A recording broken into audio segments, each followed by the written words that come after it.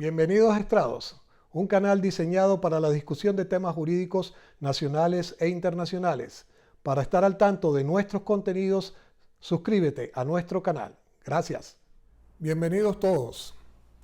Dando continuidad a los temas sobre razonamiento probatorio del cual hemos venido conversando, en esta oportunidad vamos a tratar sobre el aspecto de los hechos como objeto o tema de la prueba.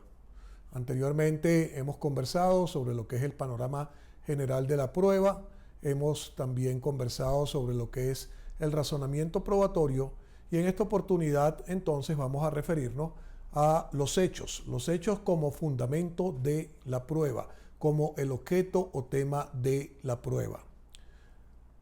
¿Por qué hablamos de objeto y por qué hablamos de tema? Porque así lo ha tratado la doctrina. Algunos se refieren a la prueba o a los hechos como el objeto de la prueba y otros se refieren a los hechos como tema de la prueba. La diferenciación entre uno y otro aspecto pudiera resultar irrelevante. Sin embargo, vamos a tratar ambos aspectos para darle un contexto más completo a toda la exposición.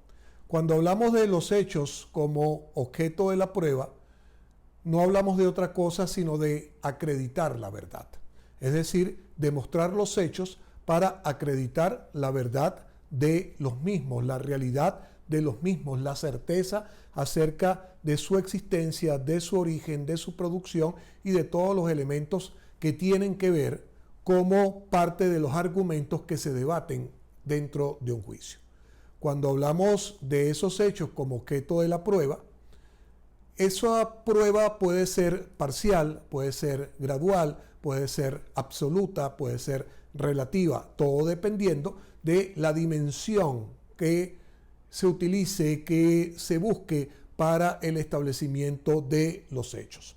Por su parte, el autor español Santiago Sentís Melendo dice que en materia probatorio lo que se demuestran son las afirmaciones, porque los hechos están allí y no hace falta demostrar, sino lo que hay que acreditar, lo que hay que probar son las afirmaciones que cada sujeto en el juicio, bien sea el actor, bien sea el demandado, esgriman en favor de sus respectivas pretensiones o defensas que hayan ejercido.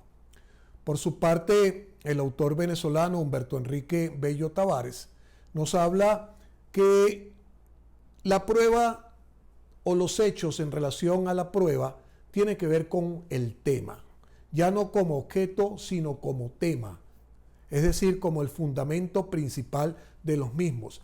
Y en ese sentido señala que lo que hay que probar son los enunciados, las afirmaciones y las distintas negaciones en las cuales se sustenta una determinada afirmación, una determinada alegato, un determinado argumento. ¿Cómo? Acreditando eso a través de los distintos medios de prueba. Entonces, como pueden ver, algunos autores hablan de los hechos como objeto, otros hablan de los hechos como tema. Por su parte, el gran autor italiano Michele Tarufo señala que resulta imposible establecer una clasificación en este sentido, dada la diversidad de aspectos que estos presenten, y por lo tanto no se habla de objeto o no se habla de tema, sino que sencillamente se habla de los hechos como tal, los hechos para ser demostrados a través de los medios de prueba. Por su parte, el autor colombiano Hernando de Viejechandía hace una especificación bien amplia en este sentido y en la misma señala que lo que se tiene que probar son todo lo que puede representar una conducta humana, es decir, los sucesos, los acontecimientos, los hechos o las palabras. Que lo que se debe probar son los hechos de la naturaleza sin intervención humana, o las cosas o los objetos y cualquier aspecto de la realidad material. También señala de Viejechandía que lo que se debe probar es la persona física humana, su existencia y sus distintas características, los estados y hechos psíquicos o internos del hombre, es decir, todo lo que respecta al conocimiento de la persona, del ser humano, a su intención o a la inconformidad que pueda mostrar en un determinado momento.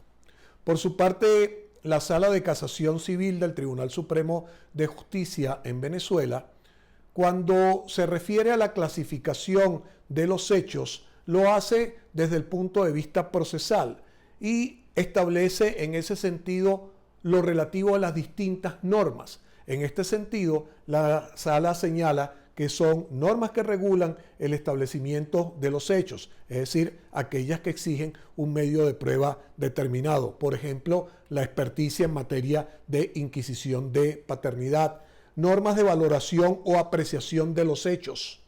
Por ejemplo, las normas relativas a todo lo que es la prueba testimonial, cómo se valora una prueba testimonial, cuáles son los elementos que se deben utilizar, etc. Las normas que regulan el establecimiento de las pruebas consagrando formalidades procesales, por ejemplo, la llamada prueba de posiciones juradas, el juramento, la forma de tomarlo, la forma de prestarlo, la citación como elemento básico para la realización de la prueba, etc. Y las normas que regulan la valoración de la prueba. Allí estaríamos hablando de aquellas pruebas que se valoran en base a la tarifa legal, aquellas pruebas que se valoran en base a la sana crítica o aquellos que se valoran de una manera mixta, es decir, que tienen tanto aspectos de la tarifa legal como aspectos de la sana crítica. En este aspecto también es importante tratar lo que se refiere al llamado tema decidendum.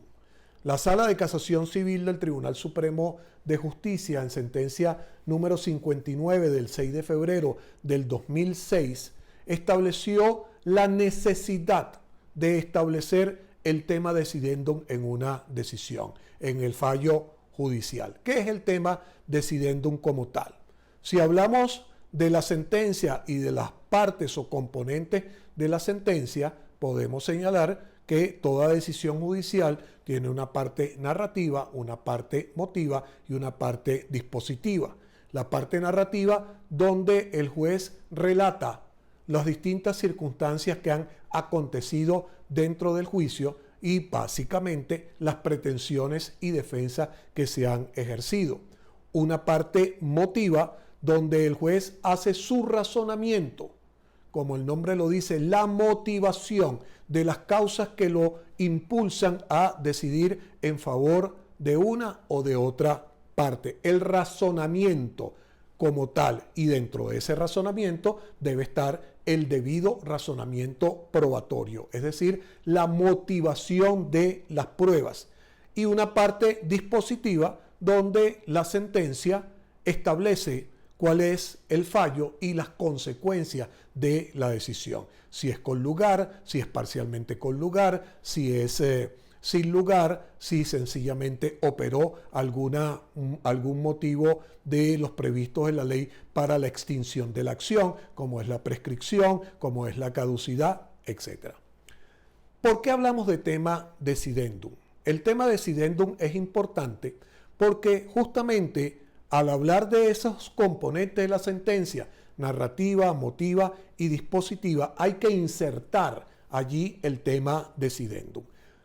Antes de que el juez entrar en la parte de la motiva, es decir, de realizar el razonamiento, tiene necesariamente que fijar el tema del juicio, el tema de esa causa, qué es lo que va a decidir y básicamente los hechos y las pruebas que han sido aportadas en el proceso. ¿En qué consiste ese tema decidendum? Eso es, parafraseando en este sentido, sería como fijar un GPS en la decisión judicial, es decir, un indicador hacia dónde vamos, hacia dónde se dirige el juez al momento de dictar su decisión. ¿En qué sentido? Va primero a establecer cuáles son los hechos debatidos en el proceso y que requieren pruebas. ¿Por qué? Porque una vez que los fije, eso es lo que le va a permitir a él saber, establecer, determinar con qué medio de prueba quedan acreditados. Entonces, para poder realizar una motivación de la sentencia, para poder realizar una motivación de las pruebas, primero tuvo que fijar el rumbo, primero tuvo que fijar el sitio hacia donde se dirige. No puede, sin fijar un tema decidendo, entrar a conocer los hechos y a valorar los distintos medios de prueba, porque sencillamente está en una zona de penumbra, en una zona desconocida, y que justamente al fijar el tema decidendo es lo que le va a permitir a él tener un conocimiento exacto de esta situación.